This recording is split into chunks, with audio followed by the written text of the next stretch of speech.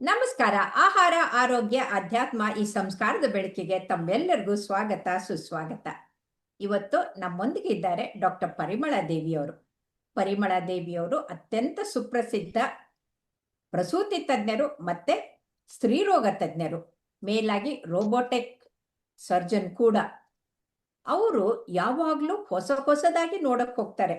Guinness world record ಮಾಡಿದ್ದು prevention of detection of cervix. ಆದರೆ ಈಗ ಅವರು ಅತ್ಯಂತ ವಿನೂತನವಾದಂತ ಹೊಸ ಅಂದ್ರೆ ಮಿನಿಮಲಿ ಇನ್ವೇಸಿವ್ ಸರ್ಜರಿ, ಗಾಯ ಮಾಡದೇನೆ, ಕೊಯ್ದನೆ, ಗರ್ಭಕೋಶವನ್ನು ಕೊಯ್ದೆ, ಹೊಟ್ಟೆನೂ ಕೊಯ್ದನೆ, ಒಳಗಡೆ ಇರೋ ಗಡ್ಡೆಗಳನ್ನ ಹೇಗೆ ತೆಗೆಯೋದು ಅನ್ನೋದನ್ನ ತಿಳಿಸ್ಕೊಡಕ್ ಬಂದಿದ್ದಾರೆ. ಬನ್ನಿ ಅವರನ್ನ ಸ್ವಾಗತ ಮಾಡೋಣ. ನಮಸ್ಕಾರ ಪರಿಮಳ ದೇವಿಯವರೇ. ನಮಸ್ಕಾರ ಮೇಡಮ್. ಈ ದಿನ ತಮ್ಮೊಂದಿಗೆ ಈ ಸಂಭಾಷಣೆಯಲ್ಲಿ ಅಥವಾ ಆರೋಗ್ಯಕ್ಕೆ ಸಂಬಂಧಪಟ್ಟ ಈ ಒಂದು ಚರ್ಚೆನಲ್ಲಿ ಪಾಲ್ಗೊಳ್ಳಿಕ್ ನಂಗೆ ತುಂಬಾ ಖುಷಿ ಆಗತ್ತೆ. ನನ್ನ ಗುರುಗಳು ನೀವು. ಗುರುವೈ ಶ್ರೀ ತಸ್ಮೈ ಶ್ರೀ ನಮಃ. ತಮಗೆ ಮತ್ತೊಮ್ಮೆ ಪ್ರಣಾಮಗಳು. ಈ ಒಂದು ಸಬ್ಜೆಕ್ಟ್ ಬಗ್ಗೆ ನೀವು ಯಾವಾಗ ಮೊನ್ನೆ ಒಂದು ಪ್ರೋಗ್ರಾಮ್ ನಲ್ಲಿ IVF ಬಗ್ಗೆ IVF ಡೇ ದಿವಸ ಮಾತಾಡಿದ್ರಿ. ಅದನ್ನ ಕೇಳಿಸ್ಕೊಂಡೆ ನಾನು. ನಮ್ಮ ರಾಜಲಕ್ಷ್ಮಿ ಮಾತಾಡಿದ್ರು, ನಾನು ಒಂದು ಕಾಲದಲ್ಲಿ ಸ್ಟೂಡೆಂಟ್ ಇದ್ದವಳು, ಚೆನ್ನಾಗಿ ಮಾತಾಡಿದ್ರು ಅವರು. ಅವಾಗ ನನಗ್ ಬಂದಿತ್ತು ಈ IVF ಗೆ ಸಂಬಂಧಪಟ್ಟಾಗ ನಾವ್ ಯಾವ ರೀತಿ ಮುಂದೆ ಹೋಗ್ತೀವಿ. IVF ಇವತ್ತು ತಗೊಂಡ್ಬಿಡ್ತೀವಿ, ಆದ್ರೆ ಅದಕ್ಕೆ ಪ್ರಿಪರೇಷನ್ ಆಗಿ ಕೆಲವು ವಿಷಯಗಳು ನಡೆಯುತ್ತೆ. ಅದ್ರೊಳಗಡೆ ಬರ್ತಾ ಇರೋದು ಅಂದ್ರೆ ಈ ಫೈಬ್ರಾಯ್ಡ್ ಅಬ್ಲೇಷನ್. ಫೈಬ್ರಾಯ್ಡ್ ಇದೆ ಅಂದ ತಕ್ಷಣ ನಮ್ಮ ಕಾಲದಲ್ಲಿ ಈಗ ಬ್ಯಾಕ್ ಅರೌಂಡ್ 4 ಡಿಕೇಡ್ಸ್ ನಾವೆಲ್ಲ ಪ್ರಾಕ್ಟೀಸ್ ಅಲ್ಲಿ ಇದ್ದು, ನಮ್ಮ ಕಾಲದಲ್ಲಿ ನಾವು ಸ್ಟೂಡೆಂಟ್ ಗಳಿದ್ದಾಗ ಫೈಬ್ರಾಯ್ಡ್ ಇದೆ ಅಂದ್ರೆ ಆಪರೇಷನ್ನೇ ಆಗ್ಬೇಕು. ಹೊಟ್ಟೆ ಮೇಲೆ ಮೇಲಿಂದ ಕೆಳಗಿನವರೆಗೂ ಒಂದು ಓಪನ್ ಮಾಡಿ ಬರೀ ಆಪರೇಷನ್ ಅಷ್ಟೇ ಅಲ್ಲ, ಗರ್ಭಕೋಶನ್ನೇ ತೆಗೆದು ಹಾಕ್ಬಿಡೋರು. ಎಷ್ಟೋ ಸಲ ಗರ್ಭಕೋಶನ್ನೇ ತೆಗೆದು ಹಾಕೋರು. ಯಾಕಂದ್ರೆ ಆ ಫೈಬ್ರಾಯ್ಡ್ ಅಷ್ಟೇ ತೆಗಿಯಕ್ ಆಗದೆ ಇದ್ದಾಗ, ತುಂಬಾ ದೊಡ್ಡದಿದ್ರೆ ಹಂಗ್ ಮಾಡ್ಬಿಡೋರು. ಆದ್ರೆ ಈಗ ಹಾಗಿಲ್ವಲ್ಲ, ಹೇಳಿ.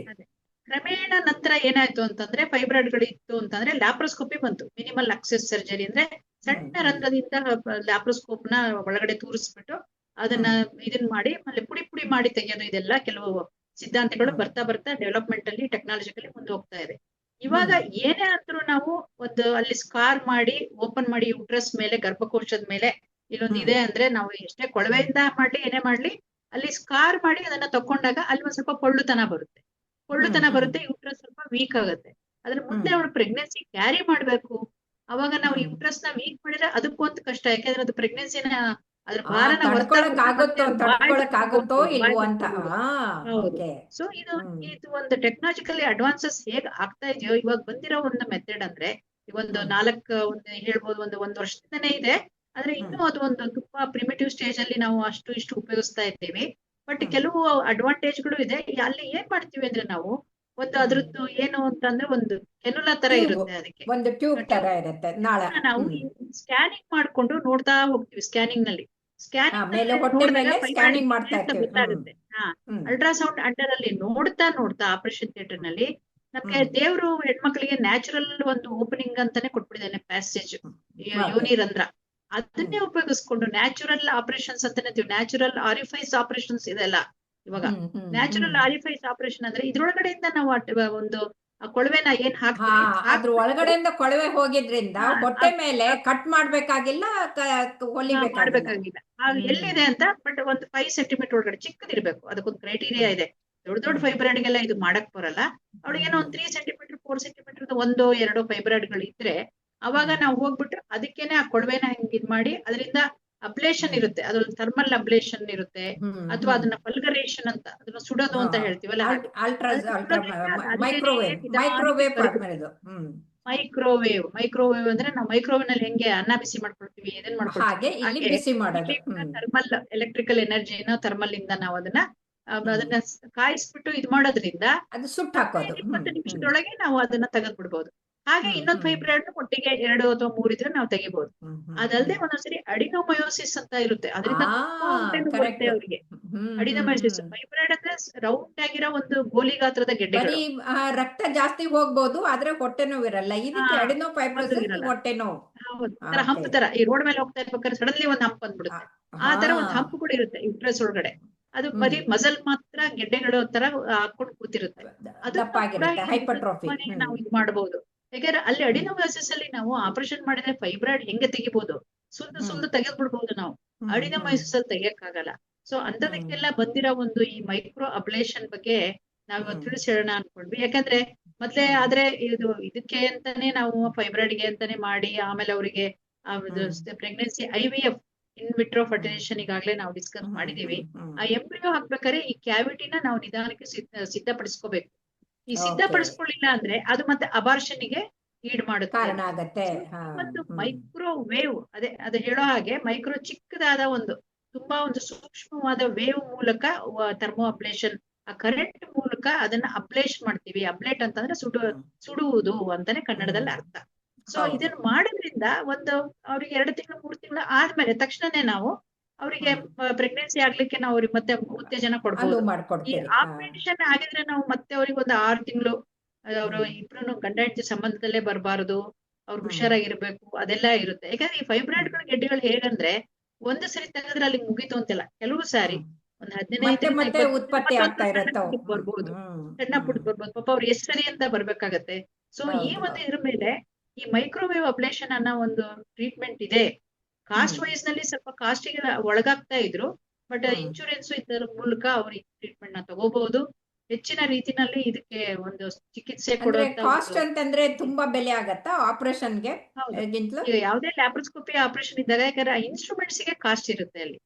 ಅದು ಒಂದ್ಸರಿ ಒಂದಂತಂದ್ರೆ ಕಾಸ್ಟ್ ಹೆಚ್ಚಾಗಿದೆ ಅಂತ ಭಯ ಪಟ್ಕೊಳ್ಳೋದ್ರ ಬದಲು ಅದರಿಂದ ಲಾಭ ಏನು ಅಂತ ನೋಡಿದ್ರೆ, ಈಗ ನೀವು ಹೇಳಿದ್ರಲ್ಲ ಹೊಟ್ಟೆ ಕೊಯ್ಬೇಕಾಗಿಲ್ಲ, ಯೂಟ್ರಸ್ ಕೊಯ್ಬೇಕಾಗಿಲ್ಲ, ಯಾವ್ದು ಆಪರೇಷನ್ ಇಲ್ಲ, ಆಮೇಲೆ ಒಳಗಡೆಯಿಂದ ಮಾಡ್ತಾ ಇರೋದ್ರಿಂದ ಅಷ್ಟು ಮಾತ್ರ ಎಲ್ಲಿಗಡ್ಡೆ ಇದೆ ಅಷ್ಟು ಮಾತ್ರ ಹೋಗೋದ್ರಿಂದ ಅವ್ರು ಮುಂದೆ ಗರ್ಭಿಣಿ ಆಗಕ್ಕೆ ತೊಂದರೆ ಇಲ್ಲ. ಸೊ ಹಾಗಾಗಿ ಕಾಸ್ಟ್ ನ ಯೋಚನೆ ಮಾಡದೆ ಇದ್ ಮಾಡ್ಬೋದು. ಆಮೇಲೆ ಇನ್ನೊಂದು ನೀವು ಹೇಳಿದ್ರಿ ಅಡಿನೋಫೈಬ್ರೋಸಿಸ್, ಅದು ಅಡಿನೋಮಯೋಸಿಸ್ ಕೂಡ ಮಾಡ್ಬೋದು ಅಂತ ಹೇಳಿದ್ರಿ. ಈಗ ಒಂದು ಪ್ರಶ್ನೆ ಅಂತಂದ್ರೆ ಇದನ್ನ ಥರ್ಮಲ್ ವೇವ್ ನೀವು ಮೈಕ್ರೋವೇವ್ ಬರ್ನ್ ಮಾಡ್ತೀರಿ ಅಂತ, ಇದನ್ನ ನಾವು ಎಷ್ಟೋ ವರ್ಷದಿಂದ ಹಾರ್ಟ್ ಅಲ್ಲಿ ಮಾಡ್ತಾ ಬಂದಿದ್ವಿ. ಹಾರ್ಟ್ ಅಲ್ಲಿ ಎರಿದ್ಮಿಯಾ ಆದಾಗ ನಾವು ಒಳಗಡೆ ಹೋಗಿ ಮ್ಯಾಪಿಂಗ್ ಮಾಡಿ ಅಲ್ಲಿ ಅಬ್ಲೇಷನ್ ಮಾಡ್ಬಿಟ್ಟು ಆ ಎಕ್ಸ್ಟ್ರಾ ಏನು ಸೆಂಟರ್ ಇರುತ್ತಲ್ಲ ಅದನ್ನ ಅಬ್ಲೇಟ್ ಮಾಡ್ತಾ ಇದ್ವಿ. ಸೊ ಹಾರ್ಟ್ ಅಲ್ಲೇ ಮಾಡಿದಾಗ ಯೂಟ್ರಸ್ ಅಲ್ಲಿ ಮಾಡೋದೇನು ಕಷ್ಟ ಇಲ್ಲ ಅಂತ ನಾನ್ ಅನ್ಕೊಂಡಿದ್ದೀನಿ. ನೀವೇನಂತೀರಿ ಹೇಳಿ ಅಂತ. ಅಷ್ಟು ಸೂಕ್ಷ್ಮವಾದ ಹೃದಯದಲ್ಲಿ ನಾವು ಹೋಗಿ ಕೊಳವೆನ ತೂರಿಸ್ಬಿಟ್ಟು ಅದು ಅಬ್ಲೇಟ್ ಮಾಡಿ ಅವರಿಗೆ ಜೀವದಾನನೇ ಕೊಡುವಾಗ ಇದನ್ನ ಒಂದು ಪುತ್ರನೋ ಅಥವಾ ಪುತ್ರಿನೋ ಒಂದು ಮಕ್ಕಳ ಮಗು ಹುಟ್ಟಕ್ಕೆ ನೀವು ಇದ್ ಮಾಡಿದಾಗ ಅವಕಾಶನ ಮಾಡಿ ಅವರಿಗೆ ಯಾವುದೇ ಒಂದು ತೊಂದರೆ ಇಲ್ದಂಗೆ, ಯುಟ್ರಸ್ ಮೇಲೆ ಸ್ಕಾರ್ ಇಲ್ದಂಗೆ ಆ ಚಿಕ್ಕ ಪುಟ್ಟ ಗೆಡ್ಡೆಗಳನ್ನ ತೆಗೆದು ಕೊಟ್ಬಿಟ್ರೆ ತಕ್ಷಣ ಪ್ರೆಗ್ನೆನ್ಸಿ ಆದ್ಮೇಲೆ ಮತ್ತೆ ಆ ಗೆಡ್ಡೆಗಳು ಬರೋದು ಕಡಿಮೆ ಆಗುತ್ತೆ. ಎಷ್ಟೋ ಸರಿ ಪ್ರೆಗ್ನೆನ್ಸಿ ಒಂದು ವರದಾನ ಅವರಿಗೆ. ಯಾಕಂದ್ರೆ ಅಲ್ಲಿ ಬೇರೆ ಹಾರ್ಮೋನ್ ಉತ್ಪತ್ತಿ ಆಗೋದ್ರಿಂದ ಈ ಫೈಬ್ರಾಯ್ಡ್ ಗೆಡ್ಡೆಗಳು ಕಡಿಮೆ ಆಗುತ್ತೆ, ಅಡಿನೋಮಯೋಸಿಸ್ ಕಡಿಮೆ ಆಗುತ್ತೆ. ಸೊ ಇದು ಒಂದು ರೀತಿಯಲ್ಲಿ 2 ಕಡೆಯಿಂದ ಒಂದು ಮಗು ಆಗ್ಲಿಕ್ಕೆ ಮತ್ತೆ ಅವರಿಗೆ ಟ್ರೀಟ್ಮೆಂಟ್ಗೆ 2 ವಿಷಯದಲ್ಲಿ ಈ ಮೈಕ್ರೋವೇವ್ ಅಬ್ಲೇಷನ್ ಬಂದಿದೆ. ಮತ್ತೆ ಈಗ ಹೈಫು ಅಂತಾನು ಬಂದಿತ್ತು. ಹೈಫು ಅಂತಂದ್ರೆ ರೇಡಿಯಾಲಜಿಕಲ್ ಡಿಪಾರ್ಟ್ಮೆಂಟ್ ಅಲ್ಲಿ ಫೈಬ್ರಾಯ್ಡ್ ಎಲ್ಲಿದೆಯೋ ಅಲ್ಲಿ ಹೊಟ್ಟೆ ಮೇಲಿಂದ ಒಂದು ಶಾಖನ ಕೊಡುವಂತ ಒಂದು ಪದ್ಧತಿ ಇವಾಗ್ಲೂ ಇದೆ. ಆದ್ರೆ ಅದ್ರೊಳಗಡೆಗೆ ಅದು ಜನರಲ್ ಆಗಿ ಯಾವ ಕಡೆ ಅದು ಎಲ್ಲಿ ಹೋಗುತ್ತೆ ಏನಂತ ಗೊತ್ತಾಗಲ್ಲ. ಇದು ಸ್ಪೆಸಿಫಿಕ್ ಆಗುತ್ತೆ, ಕರೆಕ್ಟ್ ಆಗಿ ಲೋಕಲೈಸ್ಡ್ ಆಗಿ ಅಲ್ಲಿಗೆ ಹೋಗ್ತೀರಿ. ಅಲ್ಲಾದ್ರೆ ಕೊಡ್ತಾ ಇದೀರಿ, ಅದು ಎಲ್ಲಿಗೆ ಹೋಗಿ ಮುಟ್ತು ಅನ್ನೋದು ಗೊತ್ತಾಗಲ್ಲ. ಗೊತ್ತಿಲ್ಲ. ಮತ್ತೆ ಇದೇ ತರ ಕಿಡ್ನಿ ಸ್ಟೋನ್ಸ್ ಗೆ ಮಾಡ್ತಾ ಇದ್ರು ಮೊದ್ಲು. ಅದು ಲಿಥೋಟ್ರಿಪ್ಸಿ ಅಂತ ಹೊಟ್ಟೆ ಮೇಲೆ ಕೊಡ್ತಾ ಇದ್ರು, ಅದು ಪುಡಿ ಆಗಕ್ಕೆ ಅಂತ. ಅದು ಆಗುತ್ತೋ ಇಲ್ಲೋ ಗೊತ್ತಿಲ್ಲ, ಆದ್ರೆ ಒಳಗಡೆಗೆ ಹೋಗಿ ತೆಗೆದ್ ಬಿಟ್ರೆ ಅದು ಇನ್ನೂ ಸುಲಭ. ಅದು ನಿಜ. ಹೌದು. ಸೊ ಇದು ಸ್ಪೆಸಿಫಿಕ್ ಆಗಿ ಫೋಕಸ್ಡ್ ಆಗಿ ಅಲ್ಲೇ ಮಾತ್ರ ನಾವು ಅದನ್ನ ಟಚ್ ಮಾಡೋದ್ರಿಂದ ಒಂದು 15 ನಿಮಿಷಗಳ ಒಳಗೆ ಇದು ಅನಸ್ತೀಶಿಯಾ ಹಿಡಿದು ಅನಸ್ತೀಶಿಯಾದೊಳಗೆ ಮಾಡ್ಬೇಕಾಗಿರೋ ಪ್ರೊಸೀಜರ್. ಇದು ಲೋಕಲ್ ಎಲ್ಲ ಮಾಡೋದು ತುಂಬಾ ಕಷ್ಟ. ಯಾಕಂದ್ರೆ ಪೇಷಂಟ್ ಗೆ ನೋವು ಗೊತ್ತಾಗಂತ ಒಂದು ಸಂದರ್ಭ ಬರುತ್ತೆ. ಅವರು ಅಲ್ಲಾಡಬಾರ್ದು, ಇದಾಗಬಾರ್ದಲ್ಲ, ಸ್ಪೆಸಿಫಿಕ್ ಪಾಯಿಂಟ್ ಅಲ್ಲಿ ಅಪರೂಪಕ್ಕೆ ಮಾತ್ರ ಒಂದೊಂದ್ಸರಿ ಏನಾಗುತ್ತೆ ಅಂದ್ರೆ ಫೈಬ್ರಾಯ್ಡ್ಗಳು ಬ್ಲೀಡ್ ಆಗ್ಬೋದು. ಇಂಥ ಸಮಯದಲ್ಲಿ ಎಷ್ಟೇ ಅಬ್ಲೇಷನ್ ಮಾಡ್ತಿದ್ರು ಅವಾಗ ಒಂದೊಂದ್ಸರಿ ಲ್ಯಾಪ್ರೋಸ್ಕೋಪಿ ಮೇಲೆ ಉದರ ದರ್ಶಕ ಒಂದು ಏನಿರುತ್ತೆ, ಕೊಡವೆ ಇರುತ್ತೆ, ಲ್ಯಾಪ್ರೋಸ್ಕೋಪ್ ನ ಹಾಕಿ ಚೆಕ್ ಮಾಡೋ ಅಂತ ಒಂದು ಸಂದರ್ಭಗಳು ಅಪರೂಪಕ್ಕೆ ಬರುತ್ತೆ. ವ್ಯಜನದಿಂದ ನಾವು ಅಲ್ಟ್ರಾಸೋಲಾಜಿಕಲ್ ಗೈಡೆನ್ಸ್ ಅಲ್ಲಿ ಮಾಡಿದ್ರು ಲ್ಯಾಪ್ರೋಸ್ಕೋಪಿ ಫೆಸಿಲಿಟೀಸ್ ಇದ್ದಾಗ ಅದು ನಮ್ಮ ಹೆಚ್ಚಿನ ಖರ್ಚಿಲ್ಲದೆ ಲ್ಯಾಪ್ರೋಸ್ಕೋಪ್ ಇಂದ ಕಣ್ಣಿಂದ ಡೈರೆಕ್ಟ್ ಆಗಿ ನೋಡ್ಕೊಂಡು ಅವಾಗ ಅಲ್ಟ್ರಾಸೋಲಜಿ ಇಲ್ಲದೆ ಇದನ್ನ ನಾವು ಮೈಕ್ರೋ ಅಬ್ಲೇಷನ್ ಮಾಡಿ ಅವರಿಗೆ ಮಾಡಬಹುದು. ಇವಾಗ ಅದು ಪ್ರಾರಂಭಿಕ ಹಂತದಲ್ಲಿ ನಡೀತಾ ಇದೆ. ಬರ್ತಾ ಹೆಚ್ಚಿನ ಒಂದು ಪ್ರಯೋಜನನ ನಮ್ಮ ಹೆಣ್ಮಕ್ಳು ತಗೊಳ್ಳಿ. ಅವ್ರಿಗೆ ಗೊತ್ತಿರಲಿ ಅನ್ನೋದು ನಮ್ಮ ಆಸೆ ಅಷ್ಟೇ. ಯಾಕಂದ್ರೆ ಅವ್ರಿಗೆ ಯಾವ ಟ್ರೀಟ್ಮೆಂಟ್ ತಗೊಳ್ತಾರೆ ಅನ್ನೋದು ಅವ್ರಿಗೆ ಬಿಟ್ಟದ್ದು, ಅವರ ಡಾಕ್ಟರ್ಗಳಿಗೆ ಬಿಟ್ಟದ್ದು, ಅವ್ರ ಎಕ್ಸ್ಪ್ಲನೇಷನ್. ಬಟ್ ಇದು ಕೂಡ ಇದೆ ಅನ್ನೋದೀಗ ನಾವು ಸರ್ವೈಕಲ್ ಕ್ಯಾನ್ಸರ್ ನಲ್ಲಿ ಮನುಷ್ಯರಿಗೆ ಹಿಸ್ಟೆಕ್ಟಮಿ ಮಾಡ್ಬೇಕು ಅಂತಿಲ್ಲ. ಅರ್ಲಿ ಸ್ಟೇಜ್ ಅಲ್ಲಿ ನಾವು ಕ್ರಯೋಕಾರ್ಡ್ರಿ ಅಂತ ಮಾಡ್ತೀವಿ, ಲೇಸರ್ ಅಂತ ಮಾಡ್ತೀವಿ, ರೆಡ್ಸ್ ಬಯಾಪ್ಸಿ ಅಂತ ಮಾಡ್ತೀವಿ, ಕೋನೈಸೇಷನ್ ಅಂತ ಮಾಡಿ ಆ ಪಾರ್ಟ್ ಅಷ್ಟೇ ತೆಗಿತೀವಿ ಅರ್ಲಿ ಸ್ಟೇಜ್ ಅಲ್ಲಿ. ಸೊ ಕೆಲವು ಟ್ರೀಟ್ಮೆಂಟ್ ಏನಿದೆ ಅಂತ ಗೊತ್ತಾಗ್ಲಿ ಅನ್ನೋದು ನಿಮ್ಮ ಒಂದು ಕಾಳಜಿ ಅವ್ರ ಬಗ್ಗೆ ಅಂತ ನಾವು ಹೇಳ್ತೀವಿ. ಹೌದು. ಯಾಕಂತಂದ್ರೆ ಯಾವುದೇ ಟೆಕ್ನಾಲಜಿ ಅಡ್ವಾನ್ಸ್ ಆದ್ರೆ ಅದು ಬೆನಿಫಿಟ್ ಜಾಸ್ತಿ ಇರುತ್ತೆ. ಆಮೇಲೆ ಆ ಬೆನಿಫಿಟ್ ಆ ಜನರು ಪಡಿಬೇಕು ಅನ್ನೋದು ನಿಮ್ಮ ಆಶಯ. ಸೊ ಕೊನೆಯದಾಗಿ ಈ ಬಂಜೆತನ ಇರುವಂತವ್ರು ಅದಕ್ಕೆ ಇವೆರಡು ಕಾರಣ ಆಗಿದ್ರೆ ಅವ್ರಿಗೆ ಏನು ಕಿವಿ ಮಾತು ಹೇಳ್ತೀರಿ? ಯಾವಾಗ ಬರ್ಬೇಕು, ಅವ್ರು ಹೇಗೆ ಮಾಡಿಸ್ಕೋಬೇಕು ಅನ್ನೋದನ್ನ ದಯವಿಟ್ಟು ಸಂಕ್ಷಿಪ್ತವಾಗಿ ಕೊನೆಗೆ ಹೇಳಿ. ಸಾಧಾರಣವಾಗಿ ನಾನೇನ್ ಹೇಳ್ತೀನಿ ಅಂತಂದ್ರೆ, ಈ ಒಂದು ಸ್ಟೇಜ್ ಹೋಗ್ದಂಗೆ ನೋಡ್ಕೋಬೇಕು ಅಂದ್ರೆ ಅವರು ಸಮಯಕ್ಕೆ ಸರಿಯಾಗಿ ಒಂದು ವಯಸ್ಸಿಗೆ ಸರಿಯಾಗಿ ಮದ್ವೆ ಆಗ್ಬೇಕು, ಮಕ್ಕಳನ್ನ ಮಾಡ್ಕೋಬೇಕು. ಈ ಒಂದು ಡಿಸ್ಕಷನ್ ತುಂಬಾ ಸರಿ ಮಾತಾಡಿದೀವಿ. ಎಂಡೋಮೆಟ್ರಿಯೋಸಿಸ್ ಅಲ್ಲಿ ಇರ್ಬೋದು, ಬೇರೆ ಒಂದು ಕಾಯಿಲೆನಲ್ಲೂ ಇರ್ಬೋದು. ಸೊ ಒಂದು 25, 26, 27 ವಯಸ್ಸಲ್ಲಿ ಮದುವೆ ಆಗಿ ಗರ್ಭಧಾರಣೆ ಮಾಡಿದ್ರೆ ಸಾಧಾರಣವಾಗಿ ಫೈಬ್ರಾಯ್ಡ್ ಈ ತರ ಕಾಯಿಲೆಗಳು ಅಷ್ಟಿರಲ್ಲ. ಅವ್ರು 30-32 ವರ್ಷ ಸ್ವಲ್ಪ ಹೆಚ್ಚಿನ ಏಜಿಗೆ ಹೋದಾಗ ಗೆಡ್ಡೆಗಳು ಅವೆಲ್ಲ ರೂಪದಲ್ಲಿ ಬರೋದು ಸಾಮಾನ್ಯ ಲೇಡೀಸ್ಗೆ ಬರುವಂತ ಒಂದು ಪರಿಸ್ಥಿತಿ ಇರುತ್ತೆ. ಆದ್ರಿಂದ ಈ ಒಂದು ಪರಿಸ್ಥಿತಿಗಳು ಬರ್ದಂಗೆ ಆದಷ್ಟು ಪ್ರೆಗ್ನೆನ್ಸಿನ ಒಂದು ಸರಿಯಾದ ಸಮಯಕ್ಕೆ ಅವರು ಪ್ಲಾನ್ ಮಾಡಿ ಅವರ ಕೆಲಸವನ್ನು ಮತ್ತು ಅವರ ಒಂದು ಇದನ್ನ ಏನಂತೀವಿ ಆರೋಗ್ಯವನ್ನು ಅವ್ರು ಹೊಂದಿಸ್ಕೊಳ್ಳೋದ್ರಿಂದ ಇಂಥ ಒಂದು ಪರಿಸ್ಥಿತಿಯಿಂದ ತಪ್ಪಿಸ್ಕೋಬಹುದು. ಏನೇ ಆದ್ರೂ ಕೂಡ ಇವಾಗ ಅದು ಇದು ಮಾತ್ರೆಗಳು ತಿನ್ನೋದು ಒಂದು ಹ್ಯಾಬಿಟ್ ಇದೆ. ನಮ್ಗೆ ಮುಟ್ಟು ಸರಿ ಆಗ್ತಿಲ್ಲ ಅನ್ನೋದು ಒಂದ್ ಕೆಲವು ಮಾತ್ರೆಗಳನ್ನು ತಗೊಳ್ಳೋದು, ಮತ್ತೆ ಏನೋ ಪ್ರೆಗ್ನೆನ್ಸಿ ಮುಂದೆ ಹಾಕ್ಲಿಕ್ಕೆ ಅಂತಂದು ಕೆಲವು ಸರಿ ಮಾತ್ರೆ ತಗೊಳ್ಳೋದು, ಅಬಾರ್ಷನ್ ಮಾಡ್ಕೊಳಕ್ಕೆ ಅಂತ 2 ಸರಿ ಒತ್ತಿ ಹೇಳ್ಬೇಕಾಗತ್ತೆ. ಅಬಾರ್ಷನ್ ಮಾಡ್ಕೊಳಕ್ಕೆ ಅಂತ ಏನೇನೋ ಮಾತ್ರೆಗಳು ತಗೊಳ್ಳೋದು, ಇಂಥದೆಲ್ಲ ಮಾಡ್ಕೊಂಡು ಯಾವುದೋ ಒಂದು ರೂಪದಲ್ಲಿ ಮತ್ತೆ ಕಾಯಿಲೆಗೆ ತುತ್ತಾಗೋದ್ಕಿಂತ ಆದಷ್ಟು ಒಂದು ಆರೋಗ್ಯವಾದ ಮಿತಿನಲ್ಲೇನೆ ಪ್ರೆಗ್ನೆನ್ಸಿನ ಗರ್ಭಧಾರಣೆ ಮಾಡ್ಕೊಂಡು ತಮ್ಮ ಫ್ಯಾಮಿಲಿನ ಮಾಡ್ಕೋಬೇಕು.